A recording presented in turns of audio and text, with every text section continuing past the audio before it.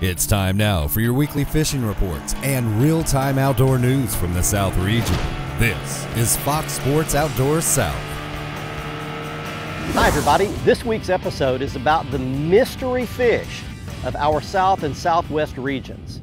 This is a game fish that most anglers have never fished for and know very little about here in the South and Southwest. Yet it is a fish that has catchable populations in more lakes than most people realize. It's very sporting, a lot of fun to catch, and one of the tastiest fish you can put on your dinner table. This fish is the wall-eyed pike, commonly known as the walleye. That's right, there are catchable populations of walleye scattered all around the southwest parts of our country. Most likely, a reservoir that has walleye is located within a few hours of where you live. On this week's episode, I'm going to take some time, give you some basics that you'll need to know if you want to go out and catch walleye of your very own, maybe for the very first time. And to do that, I'd like to welcome you in to a little lake just outside Glen Rose, Texas. This is Wheeler Branch Reservoir. It's only about 180 acres of very clear water. It's mostly a bass lake, but the Texas Parks and Wildlife Department did stock walleye in here a few years back. They're very difficult to find, extremely difficult to catch. In fact, nobody's really figured it out here yet, but we're going to attempt to use this as a demonstration test tube to show you some of the basics that you can use to catch walleye on a lake near you. It's going to be a lot of fun. We're going to be taking you around the region for your very latest fishing reports from our expert team of insider reporters reporting on lakes, rivers, and bays near you. So let's get it all started back at the FSN studios with your weekend planner. The Salooner tables are forecasting the best daylight hours for game fish activity this weekend to take place right before sunrise on Saturday and around noon on Sunday. Look for the sun to rise at 6:51 and set at 5:30. And we had a full moon this week, so evenings will feature a moon that is still 96% visible. Stay with us, we'll be right back with freshwater and coastal fishing updates from around the region. Plus, I'll return with Bassmaster Elite Angler Tommy Biffle to answer one of your questions on this week's Ask the Pro. But first, here's a peek at some photos from the Costa Catch of the Week contest. These contestants did not win, but we still thought you might want to enjoy some of these nice catches.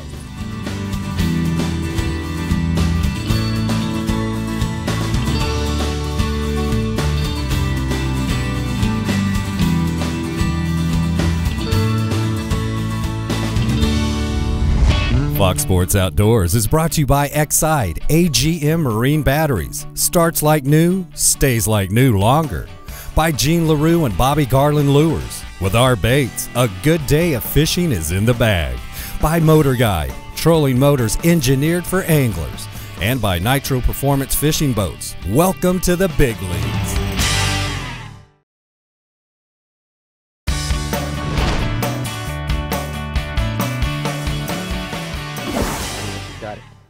Got him. I got a bite. Hey, welcome back everybody. Fox Sports Outdoors today. Talking walleye fishing, and oh, there's one right here. This is a walleye. Got him. Okay, look at this. What a gorgeous fish. And he's out here in really deep water. That one hit a little finesse worm on a lead jig head. I think the first thing we want to do is talk to you about where these fish are located. Beginning on the far east side of our two regions, in North Carolina, walleye can be found in Fontana, Glenville, James, and Scott reservoirs. In South Carolina, limited pretty much to Richard B. Russell Lake. In Tennessee, you can find some in Dale Hollow, South Holston, and Center Hill. In Georgia, there are walleye in Burton, Lanier, Raven, and Hartwell. In Arkansas, Greers Ferry, Bull Shoals, Norfolk, and Beaver are some of the best walleye lakes. And there are some great walleye lakes in Oklahoma. I'm going to save those and I'll tell you about those, show you a little video from some Oklahoma walleye coming up in just a few minutes. Right now though, let's get you some fishing and lake reports from your local area. Let's start off in Mississippi, Alabama, and Georgia with your saltwater report and Bob McNally, followed by Jimmy Jacobs with your freshwater report from those same states. This part of the program is brought to you by Egret Baits, makers of the new Voodoo Mullet. The Voodoo Mullet has a serrated body wiggling action that fish just can't resist, and it comes in 2 sizes to match the hatch wherever you're fishing. So try a Voodoo Mullet and let the fish do the rest. Boy, this is a great time of year to be along the coast. Cool nights and low humidity is making for some great fishing, and the fish are reacting well. There's lots of fish being caught all along the southeast coast. I was talking to Captain Tim Cutting in Georgia, and he tells me this cold snap has really turned on trout and reds. He's catching lots of slot reds in 2 to 3 feet of water on popping corks and live shrimp. He's also catching sheepshead and flounder doing the same thing with popping corks. He's catching plenty of trout. These are keeper-sized slot fish in 4 to 5 feet of water, also with popping corks and live shrimp. And he said the bull reds are still there along the southeast Georgia coast near St. Simon's Island. He's catching all the fish of those size he wants in 10 to 20 feet of water, and he says they're hitting just about any kind of bait he throws in the water. In Alabama, Captain Patrick Garmison tells me Gulf offshore fishing for Spanish mackerel and king mackerel has been great. Sight fishing for slot redfish in very shallow 1 to 2 feet of water has been excellent in Bayou La Batterie in South Alabama. He says in Mobile Bay, bull reds are really hitting well in Weeks Bay and at the mouths of the tidal rivers. For trout, there's used shrimp for bait, and there's lots of good fish available along the Mobile Bay Causeway. Flounder are moving down in the rivers, and many are moving out into the Gulf. It's a good time to stock up on those flounder while they're making their offshore run. In Mississippi, my good friend Captain Bo Hamilton in Ocean Springs says trout fishing has been great all along the coast. We're catching trout, slot keeper fish, good fish, out of Bay St. Louis, Pascagoula, and in Biloxi. Most of these fish are coming in 12 to 20 feet of water, either using live shrimp or a voodoo shrimp fished slowly along the bottom. At night, those same trout are around the dock lights, and you can catch those fish on MirrOlure M17Rs. And offshore, the fishing is great too for tuna. There's been some 100-pound fish caught chunking around shrimp boats that are anchored up in a day. And trolling cedar plugs has been very productive for wahoo to 50 pounds. Well, that's it for the coast. Get out on the water when you can and take a youngster with you when you go. The Alabama, Georgia, and Mississippi Freshwater Fishing Report is sponsored by JimmyJacobsOutdoors.com, your source for southern sporting adventure information. Visit our online bookstore for guidebooks on trout fishing, saltwater fishing, and hiking in the region. We're now into November, and the fishing is getting good throughout the region. Daytime temperatures are still warm, but it's dropping into the 50s at night, and this is ideal to get the fish feeding. Largemouth bass on Lake Wedowee in central Alabama are biting. This 10,660 acre reservoir on the Tallapoosa River is officially known as R.L. Harris Reservoir, and it's got some of the best water quality in the state. It's also off the beaten path, so it doesn't get as much fishing pressure as other Alabama lakes. Now the trade-off is it's in fertile water, and as a result we've got a 13 to 16 inch slot limit on largemouth bass. This produces lots of 15 to 20 inch fish in the lake. To find those fish, look for points that have steep dropping sides, and if there's brush piles there, it's an even better place to fish. Good place to start your search is on Wedowee Creek on the little Tallapoosa arm of the lake in the upper end of the reservoir. Lures to be throwing are deep diving crankbaits or Carolina rigged plastics, and these will attract the bass. Over in northeast Mississippi, the largemouth bass action is also good on Trace State Park Lake. This 565 acre impoundment gives you 2 options for the fish. You can use deep diving crankbaits on the deep points on the eastern arm of the lake, or you can throw topwater lures and plastic worms to the shallow grass beds along the shore on the 2 western arms. In Georgia, the delayed harvest trout season is now open. This offers the opportunity to catch as 30 or 40 fish per day, and the creeks that are open are the Chattahoochee River, Chattooga River, Toccoa River, along with Amicalola and Smith Creeks. These streams are heavily stocked and they're open to artificial lure only fishing.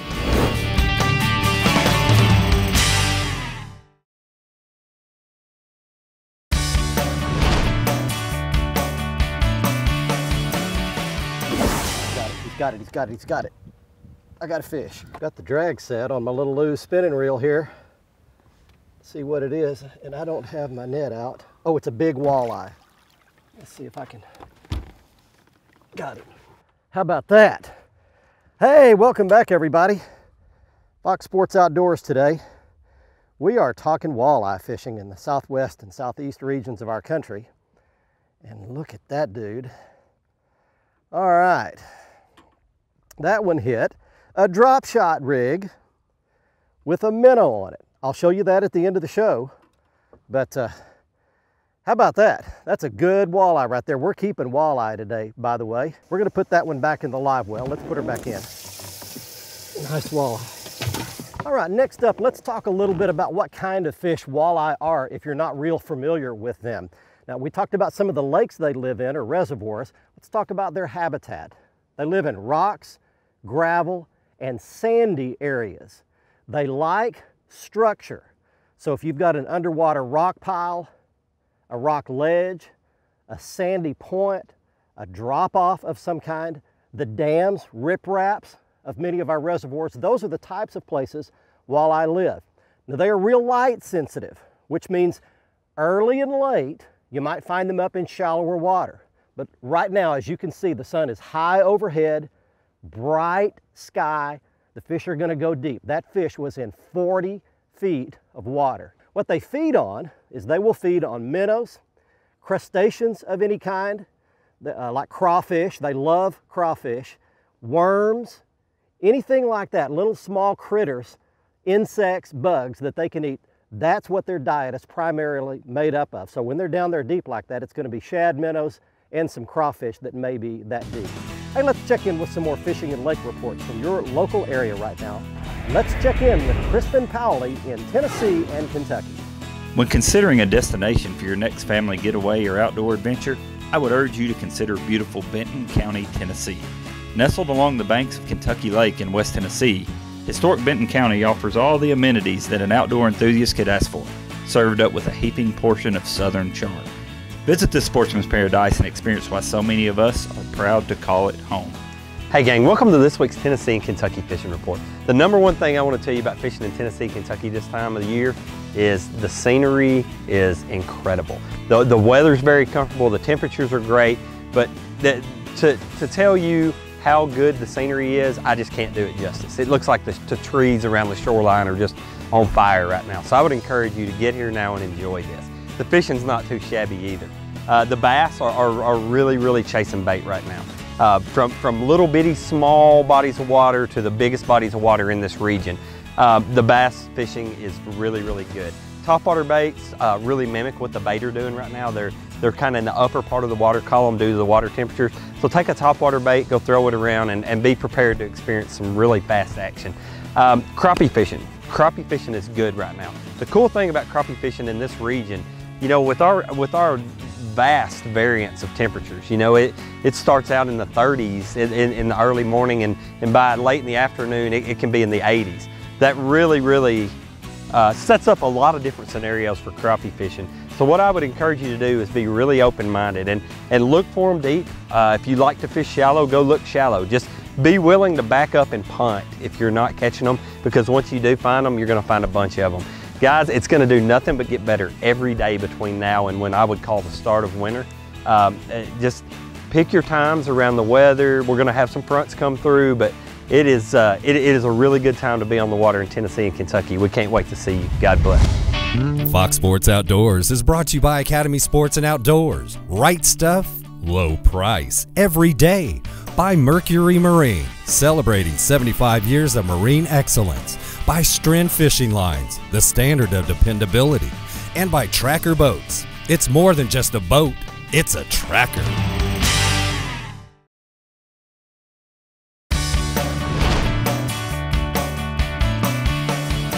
Talk to you some more about some of the basic gear and techniques that you'll need to use to catch these walleye, and it begins with light tackle. As I mentioned earlier, these walleye can be very finicky, so you want to be using light line, either braided line with a fluorocarbon leader or straight fluorocarbon line. I like to use 8-pound test Stren fluorocast, either for my main line, or in this case I'm using braid, and I've got about 8 feet of Stren fluorocast leader on the end of it. You want to fish with basically a vertical presentation. So you want to get on that trolling motor and keep your boat positioned so that your baits are pretty much hanging down below the boat. Next, you want to use a fairly heavy weight. Now, I'll show you the drop shot rig and the lead jig head a little bit later, but size-wise, you need to be using at least 1/4 ounce, and if there's a lot of wind, you need to go heavier and heavier until you find the weight that will keep your bait down close to the bottom. And that's the last piece of advice for the technique. Walleye typically hang close to the bottom or close to the structure. So you need to use a bait and enough weight to keep your bait within 6 inches to 18 inches of the floor of the lake or whatever rock or hard structure that you happen to be fishing. You'll catch more walleye if you do that. Finally, I want to show you a little bit of video here. I want to show you the best walleye state in the western half of all of our regions. It's the state of Oklahoma. Now you're looking here at some video of Broken Bow Reservoir in the far southeastern corner of the state of Oklahoma. Last year when I was there, I caught over a dozen walleye while I was bass fishing. Crankbaits and lead jig heads with a little small plastic grub will get you bit there. Then I want to take you to a little surprise. This is Sardis Reservoir located in central Oklahoma. I hooked and caught a nice walleye on my little GoPro camera here, got it up in the boat, and as you see, this fish flops back in the water before I could actually get it in my hands. Finally, I want to show you some video of another surprise lake. It's Lake Latonka, located in the southwestern part of Oklahoma. This lake has got a great population of saugeye. And as you can see here, I caught a really, what I think is a big one, and I actually caught several this size. So, other lakes in Oklahoma, Ten Killer, Skiatook, Hefner, several other lakes in Oklahoma have great populations of walleye. Let's get you next to some more fishing reports from your local area. Let's go to the Carolinas. Here's Captain Inglis Glover. Hey folks, Captain E here with your Carolinas report. This week brought to you by Marshall's Marine. Located in Lake City and Georgetown, South Carolina, we're your bass boat leader since 1969. For all your family-friendly fun, visit www.marshallsmarine.com. And I tell you, now that we're moving into November, I get excited because it's time for my charity fishing tournament. The John Payne Memorial Hooks for Hearts Trout Tournament is held here in Murrells Inlet annually, the Saturday before Thanksgiving. This year on November 22nd, we'll be contesting the tournament here in Murrells Inlet with all of our proceeds going to the American Heart Association, a charity that is real close and dear to my heart. Also, we've got another great tournament going on, the Martini's Hook-a-Hoo, where I've heard that there was a 70-pound fish brought to the scales this week by a team out of North Carolina. Also, talking about North Carolina, the Outer Banks right now and the Big Bull Drum have heated up. Anglers fishing from the surf are catching 40 to 50-inch redfish. Get up the Outer Banks and enjoy the beautiful area as well as the unbelievable fishing right now. The offshore side of things, again, the wahoo continue, and also you've got your blackfin tuna, which are schooling up this time of the year as that water temperature starts to break. Look for those schools of bait, concentrate on them, the fish are right there with them. In the freshwater side of things, we're hearing that the largemouth bass on Lake Murray and on Lake Watery, they're catching some great fish. Get out, fish around your marinas, around your docks, get in those deeper water areas where bait's gonna be, get out with a buzz bait or crankbait, and get ready to catch some nice bass for this time of the year. Also, all your crappie piles are gonna start covering up with fish. Get out, jigs or live bait, and catch crappie and enjoy this time of the year, which is some of the best time to be outdoors. Remember, this has been your Carolinas Report. I'm Captain E, sponsored by Marshall's Marine. Fish smarter, not harder, and keep your chaos organized.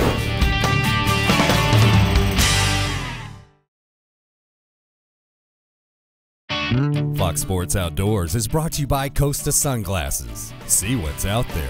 By Luz, setting a new standard in fishing performance. Feel the difference. By Strike King Lures, #1 in fishing. By Lowrance Electronics. Find, navigate, dominate. Welcome back, everyone. It's time for the Ask the Pro feature, where viewers get expert insights from professional anglers. This week's question comes from David, who asks, what knot do you tie when using braided line? For the answer, we checked with Bassmaster Elite Angler Tommy Biffle. I usually tie a Palomar knot on all my knots, no matter what line. I very seldom use braided line, and if I'm using braid down in Florida, fishing through hyacinths, I'll snell knot it. But other than that, I'm a Palomar knot. Thanks, Tommy. If you have something to ask one of the pros, simply visit our website and follow the Ask the Pro link to submit your question. Now, someone is going to win a new pair of sunglasses on the Costa Catch of the Week.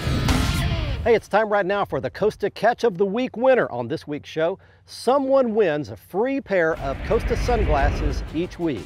And this week's winner is Perry Eccles of Dahlonega, Georgia. He is showing off a giant 35-pound striped bass he caught at Lake Lanier, Georgia. If you would like to win your very own pair of Costa sunglasses, enter our contest at foxsportsoutdoors.com. Follow the instructions to send us your big fish photo. And if you'd like to see all of the Costa frame and lens styles, you can do that by going back to our front page and clicking on the Costa logo, and that will take you straight to the Costa website, and you can see everything there, including the frame styles that I was wearing on this week's episode called Brine. Next up, it's the Academy Sports and Outdoors Right Stuff feature, the right gear to catch walleye at a walleye lake near you. And it begins with the Lew's American Hero spinning rod and reel combo. This is a fantastic factory matched set available at your local retailer, including your local Academy Sports and Outdoors stores. It retails for under 70 bucks for the whole rig. It's perfect for catching these walleye. You can catch them several ways. This is a drop shot rig. Caught some on a drop shot rig, and it begins with a weight down at the bottom, about an 18-inch leader, and then a drop shot hook up top. You can also catch these fish on a crankbait. That's a little small Strike King Series 3 deep diving crankbait. You also can catch them on a lead jig head. This one is rigged with a Jean LaRue salt head shaky worm on the back of it. And then you can also tip it with a minnow. So you can take one of these jig heads and then thread that minnow on, and that is deadly for these walleye as well. And finally, you can catch them on night crawlers. Night crawlers are fantastic walleye bait. So any of this will work, and one of the things you need to do is also have some Stren Fluorocast Ultra clear line for either your main line or your leader if you're using braid. Next up, it's time for our Stuff That Matters feature, and a special guest for this week's feature is our cameraman, the man behind the camera, Monty Lewis. Here's Monty. As you can see, I'm wearing a hat and a shirt that match that says Kyle Cares Amoeba Awareness. To that end, 4.5 years ago, this past August, we lost our 7-year-old grandson, Kyle, to a fresh waterborne amoeba called Naegleria fowleri. There is a website that is available for you to gain more information about this particular waterborne amoeba. It is called kylecares.com. Do your family and friends a favor. Read and learn all you can about the amoeba. It does exist in all bodies of fresh water. It is 100% preventable, 99% fatal. Learn all you can. Pay it forward. Thank you.